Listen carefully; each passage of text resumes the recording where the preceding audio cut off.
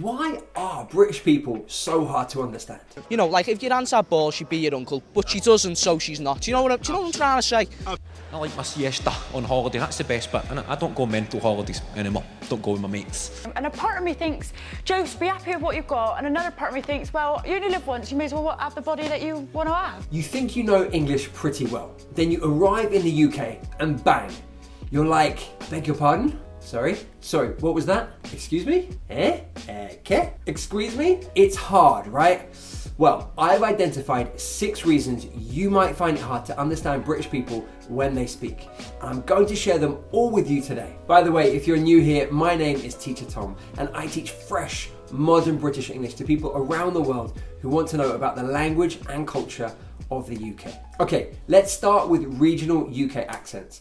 You see, there's no one British accent. So many of my students in the past have said that they want to learn with the British accent, and I'm like, well, which one do you want to learn? You see, each town and city in the UK has its own unique accent. In Liverpool, it's the Scouse accent. In Newcastle, they speak Geordie. In Glasgow, it's a Glaswegian accent. And of course, Old Charlie speaks with the King's English. So how does that impact you? Well, the words you are familiar with are often pronounced in different ways than what you're used to. So let's get some real life examples. Here's a Glaswegian accent. Now you walk into a pub and say, are you still serving food? Did you hear the change in vowel sound on food? In my accent, it's pronounced as food with that long oo, but in a Glaswegian accent, it's fud. So it's a shorter sound. So food to fud. Now, that's not remarkably different, and as an isolated word, we can distinguish the difference, right? But when it's surrounded by other words that may also be pronounced in unfamiliar ways, it becomes harder. Let's listen to this 8-second clip of Sam Fender, who speaks with a Geordie accent, and see how much you understand. I'm just really happy for the fans, and I'm happy for the city, and I'm happy for what might come of it, probably economically for our place, for our town. How was that? Okay, let's break down some potentially unfamiliar sounds that we've heard there. So we've got happy in his accent. It's glottalized. So that p sound is actually glottalized. It's actually happy. So not happy. So that's potentially new to us. He also glottalizes the t in city. So it's city. So we've got happy and city. I'm just really happy for the fans, and I'm happy for the city. So if you've not heard that before, then you might not recognize it when he says it. Now, the bit I think is most difficult was when he says economically, because he glottalizes the k sounds. So it's not economically, it's economically.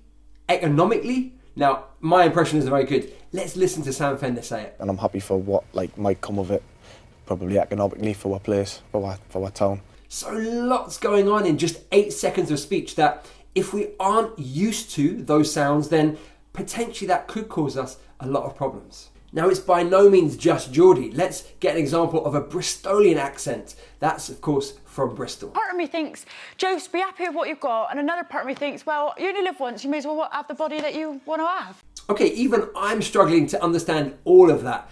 So this is Josie Gibson, a TV celebrity. And the first point of difference is the way that she says part. Because in a Bristolian accent, it's rhotic. So she's saying that R sound, so it's part.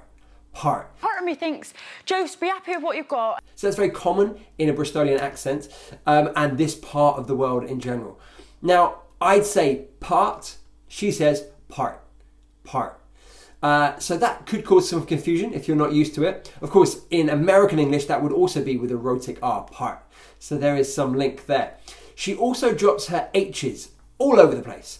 So that means that if you aren't used to someone missing that sound on key words, then it might surprise you. Part of me thinks, Jose, be happy with what you've got, and another part of me thinks, well, you only live once, you may as well have the body that you want to have. So she says happy, not happy, and have, not have. She also uses a short form of her name, Jose. So let's listen to that sentence again and see how much we can pick up. Part of me thinks, Jose, be happy with what you've got, and another part of me thinks, well, you only live once, you may as well have the body that you want to have. Okay, so how can we prepare for all these different accents?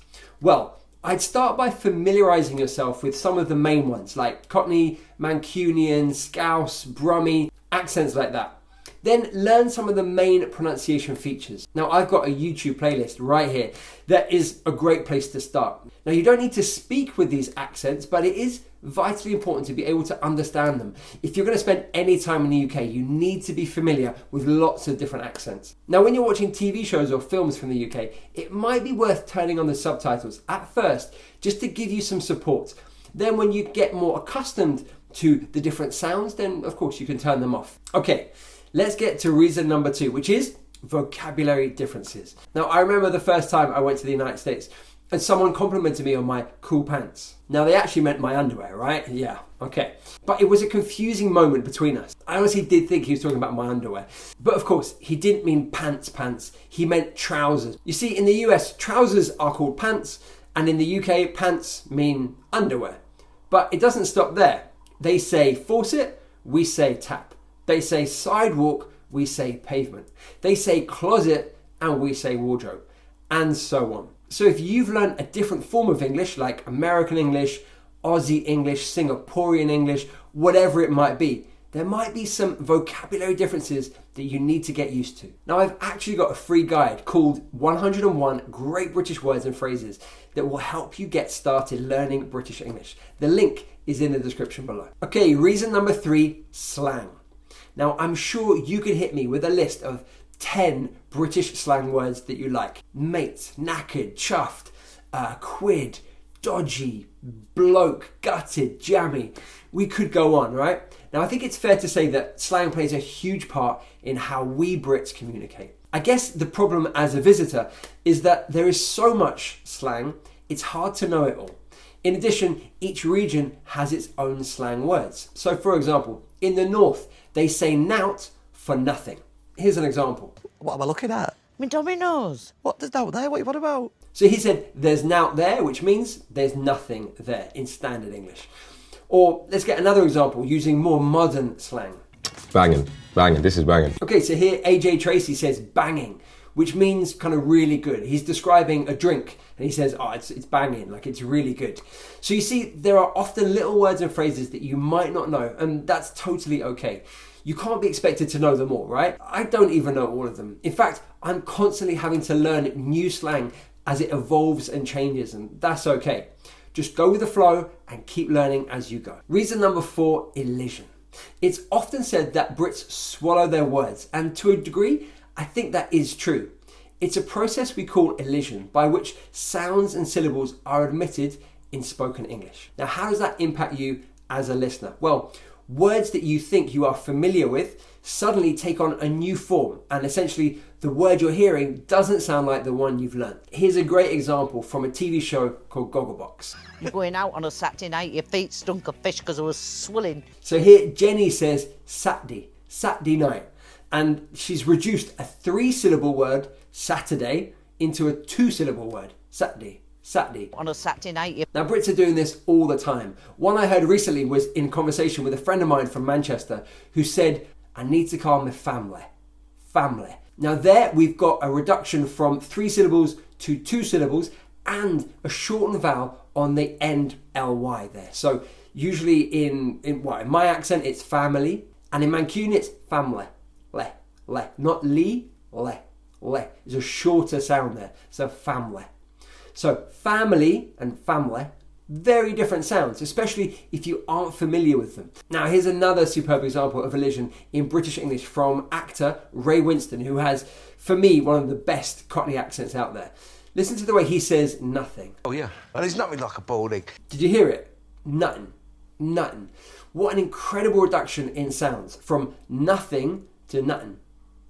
Goodness, that's hard to understand as a proficient English speaker who's grown up in London and surrounded by Cockney. So how it must be for you guys, yeah, I don't know. It must be so hard. Nothing. Oh yeah, and it's nothing like a bald egg. So this would be a great example of what English linguist Richard Caldwell calls the jungle of pronunciation. It's the wild, untamed world of pronunciation where speakers break rules and regular patterns in their spontaneous speech, and they produce sounds like nuttin rather than nothing. Now, we certainly don't need to speak like that ourselves, but we do need to prepare for it if we want to understand spontaneous spoken English. And this is something that we look at on my brand new pronunciation course, British Pronunciation 101. The course is designed to help you get ready for life in the UK. It's basically for anyone that's been to the UK and thought, what the hell are they talking about? Now, as far as I know, this is the only online British English pronunciation course that prepares you for life anywhere in the UK. Through self-paced modules, fun real-life practice exercises, and live weekly calls, you'll master the sounds of received pronunciation and other accents so that you can understand and speak to everyone, from a Mancunian barista at your local Starbucks to the Scottish lady who works in HR. We want you to feel less like a tourist and more like a local. And this is how we'll do it. You'll master the sounds and rules of British English pronunciation and discover how to pronounce any word correctly. You'll also untangle those crazy British accents that sound like another language and feel at ease chatting to people from all over the country. You'll practice different real-life conversations so that you're ready to respond to anyone, whether you're in the office, on the phone, or in the pub.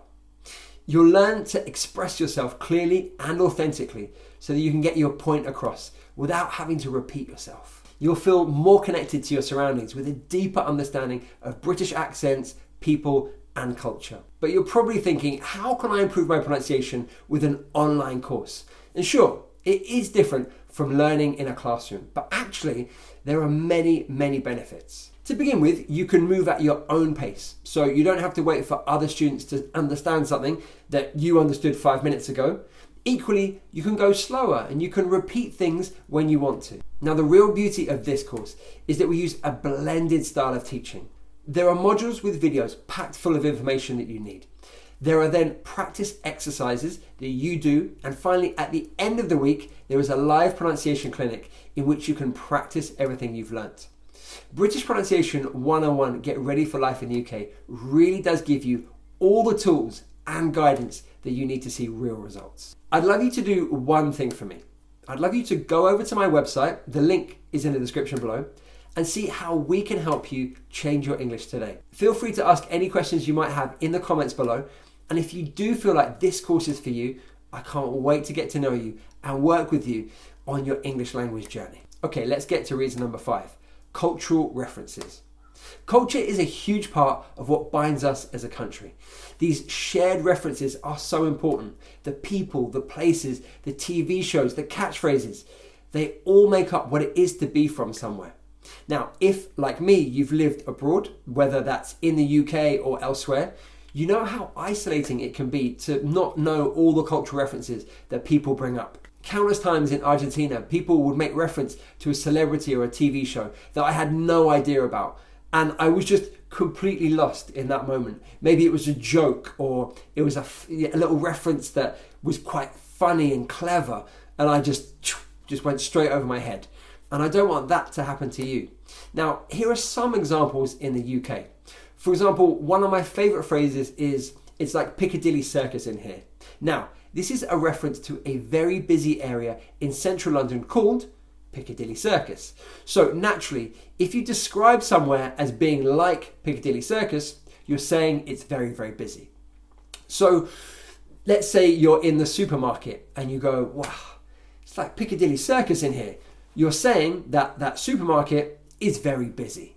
Now, what a great little cultural reference that is. Another type of linguistic cultural reference is a metonym, which is a word or place that represents a bigger concept. For example, Hollywood represents the US film industry, or Wall Street represents the American finance industry. So here in the UK, we've got a few of these. For example, number 10, and this represents the Prime Minister's office and the staff. The reason for that is because the residence of the Prime Minister is 10 Downing Street, so number 10. Another one is the city, which represents London's financial industry. So if you're in London and someone says, oh, she works in the city, that means that she has a job in finance in London. Now, if you'd like to keep up to date with British culture and learn more about what's important to Brits in terms of music, TV, art, fashion, and so on, you can subscribe to my totally free weekly newsletter, Bite-Sized Britain. The link is in the description below. Our 6th reason is a process of dropping words called ellipsis.